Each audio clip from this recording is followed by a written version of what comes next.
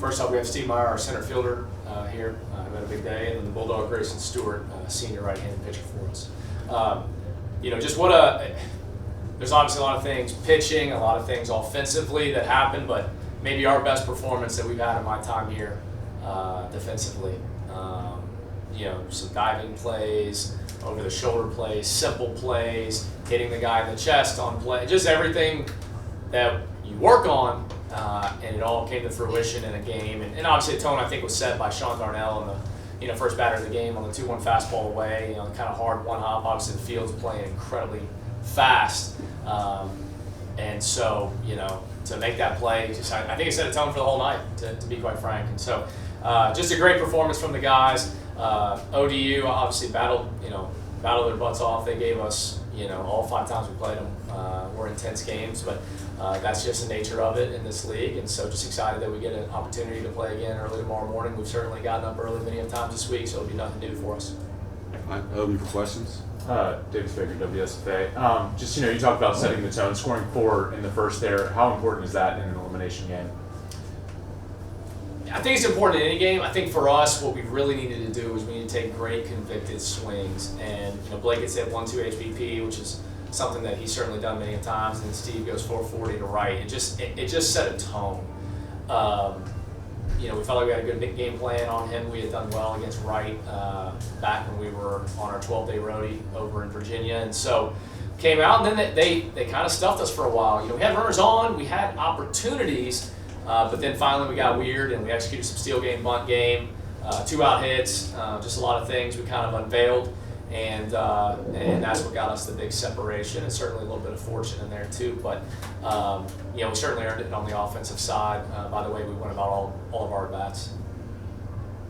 Coach, players, Scott Kirk, WDAM TV. You guys now get the rematch with Southern Miss. Obviously, you guys played them to close out the regular season.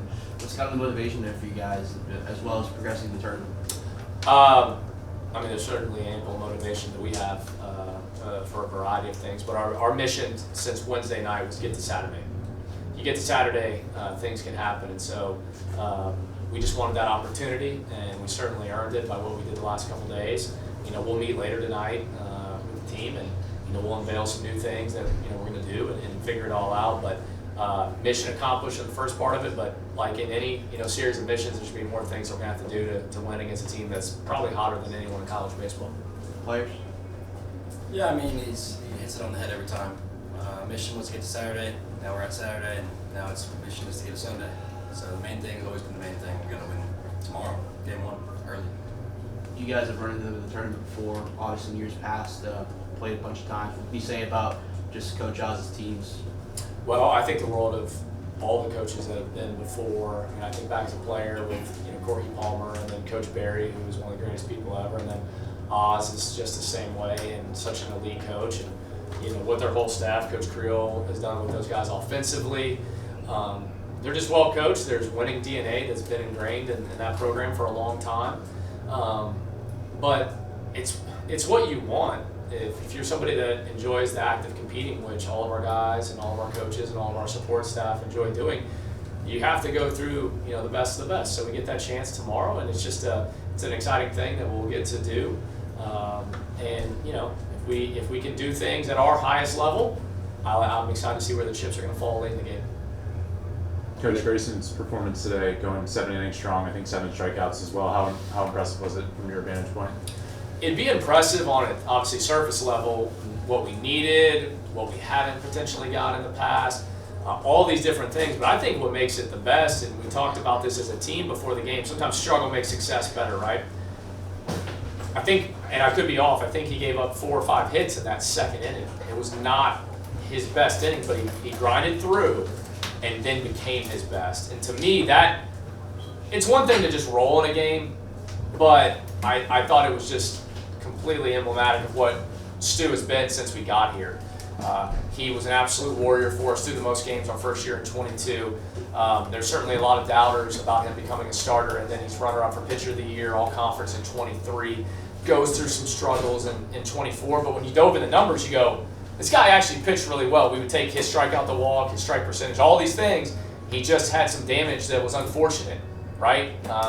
And then, for him to do what he did today when we needed it the most, I couldn't be more proud of him. And we put him out there because we needed a Bulldog, and thankfully on our team we have one, and he went out and did it. And Grayson, for you, correct me if I'm wrong, but I think today you hit the 250 strikeout mark for your career 5th pitcher in Troy history. So just what does that mean, and then what was working so well for you today, especially after that 2nd inning? Yeah, no, it means the world to me. This place, Troy, it means the world to me too. Just the relationships that I've made, the person that it's made me become. Troy baseball, I'm indebted to it forever. It's just kind of a testament to the way that I've worked and the way that the coaches have trusted me, allowing me to go out there, and then just today, trusting me to give me the ball, and then trusting me when I did give up some hits, give up some runs early to continue to roll me out there and allow me to settle in and just continue to compete. And then, Coach, for you, you kind of alluded to it yesterday, the 4-2 win. How nice was it to kind of see the team start to click on all cylinders? I was certainly a fan of it. It's never going to be easy. One thing that we're going to have to do, we got to find another married guy on our team to pitch tomorrow. I'm not sure where we're going to go with that. Some people are going to have to get to work quick. I tell you, I've had 2 married pitchers, and both those guys were awesome. One was an All-American and a big leaguer, and then Stu here, so we got to get some more of those. But, look, we just played a great game. We did. And so I just want, as a coach, you just want guys to optimize their compete and their focus. And when they do that, you can live with it. And, a guy like Stu, I got on Steve the other day. There were some things that we thought he could do better. Like, you actually get, you're just proud when guys can take coaching and not be sensitive and just go, you know what, I can elevate myself. Maybe there's an extra % that I don't know. And, both these guys he had it in the game today. He had it a couple days ago, and they elevated themselves. And that's all credit to players.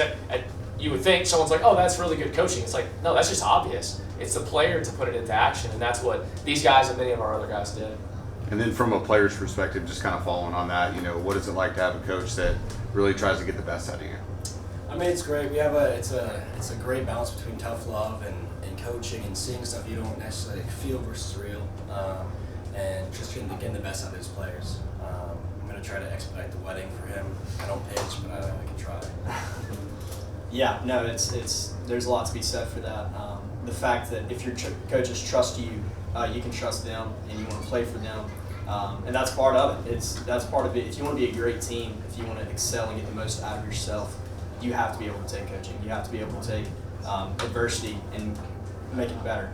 Turn losses into lessons, learn from them, and get better. And that's the kind of team that we have. We have a team full of competitors. We have a team full of tough guys that handle things, and I think that's the reason why in an elimination game like today, your season's on the line.